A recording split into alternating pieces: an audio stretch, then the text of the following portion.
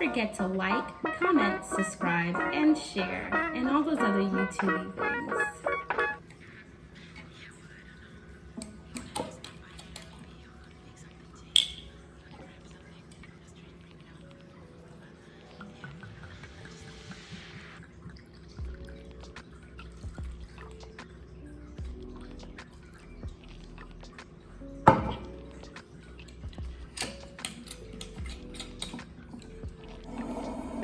Oh, hey, had to pour me a drink because this story is stressful.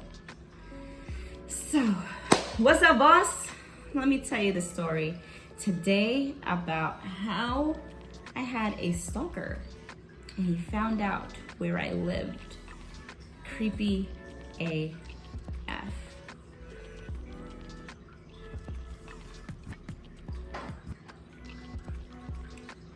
You know, I don't even know what kind of wine this is.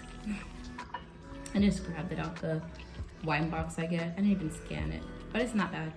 It tastes white. Anyway, so today I'm gonna tell you a story about how I had a stalker and how he found where I lived. And I'm still like messed up from it today.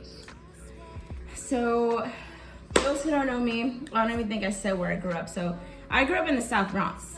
All right, I grew up in the Bronx, in the hood. It is what it is. I actually feel safer in the hood than I do in so-called good areas, but that's not the point. So I grew up in the South Bronx and I lived in a private house. And I don't think I could ever live in a house like that ever again because of this situation. So I would walk my previous guide, Rosa. I would take her for a walk a couple times a day around the neighborhood, and you know, I tried my best to keep them on a schedule, you know, to avoid incidents as much as possible. It's a dog, they're gonna have an accident, but you know, just proper, just to avoid issues. And I took her out for her regular walk one day and I ran into a person, right? Andrew. And I was just being nice to him, having a conversation, whatever, finishing up my walk. And for this purpose, I didn't want to show him where I lived, you know? So I just parted ways. I was like, okay, you know, I went somewhere else. Like I detoured off from where I actually lived and walked a few blocks out of my way. And then I ran into him a couple days later again. And I just started to keep running into him randomly. And it's like he knew what route I like to take my dog on a walk. And for that reason, when I walk them, I change my routes up now as well. I don't repeat as much anymore because of it. And he knew my route, he knew my schedule.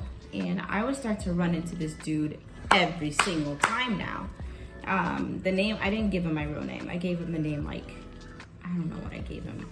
Danielle or something. I don't freaking know. I don't even remember what I gave him. But at this point, I started to run into this guy every day. I'm like, all right, this is weird. Why am I running into you on this same route every single day? Like, it's creepy. And so I started changing up the times I would take her out. And I didn't run into him as much after that. And then I ran into him randomly on the street a couple weeks later. He's like, oh, I don't see you as much on the street. You switched your schedule or something? All right, that's fucking weird. That's fucking weird. I was like, yeah, this guy is like following me. Like, this is weird. And he started asking, yeah, do you live in a neighborhood? I was like, oh, not too far, whatever. I know people who live here. I didn't want to tell him that I lived there, but he probably knew that I lived there because I walked my dog every day in that neighborhood. Yeah, I live here, you weirdo. And a couple weeks later, I want to say, I had come from somewhere, I don't know, I wasn't even taking her on a regular walk. And I was locking up the gate behind me, closing it up, and I hear this voice behind me. Oh, so this is where you live. I got you.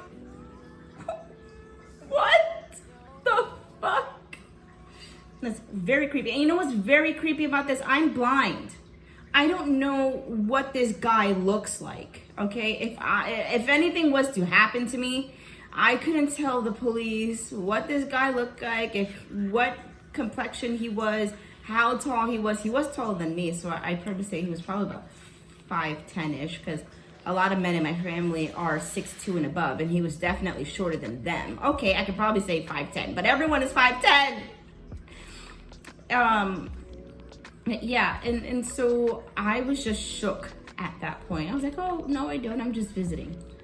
And a couple of days later, I'm guessing he's watching the house, because coincidentally, the day that my family goes out and I don't go out, is so the car of the family is not in the driveway.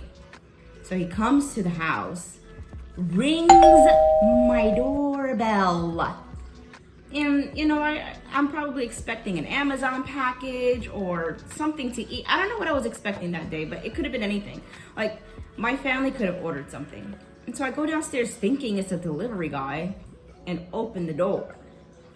And he's there. He's like, hi, can I come upstairs? What? What the actual fuck? Like, he could have been like a murderer. Like, I watch way too much IDTV. Like, this guy could have been a murderer or something. Asking if he can come upstairs. Yeah, no, you can't come upstairs. I tell him no, and I close the door. Okay.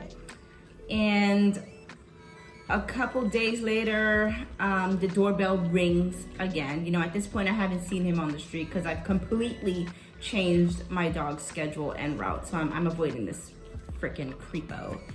And this time I go through the voice thing where you ask who's downstairs, the intercom. And then he asks, oh, is whatever the fake name I gave him home? And I'm like, only one weirdo knows my fake name. And I'm just like, I'm completely panicked at this point. And I send a family member downstairs, and I haven't seen him. I think I saw him one other time. You know, I didn't see him for a long time after that. I sent my brother down or something. I don't know what my brother said to this creepazoid. I don't know. But my brother's like, yeah, he ain't coming around here no more. Yeah. God, I'm so stressed. Sorry. And so a while later, I'm on a random walk with the dog, probably going somewhere. I know I was working her. I remember working her that day. And I run into him on the street. And he's like, oh, hi, so-and-so, whatever the fake name was. Let's say I gave him Danielle, whatever. Hi, Danielle. And I recognized the voice right away. And I was completely panicked. I was just like, what? And I sped my guide dog up. And he's like, oh, so you're not happy to see me? And he turns around and walks the other direction.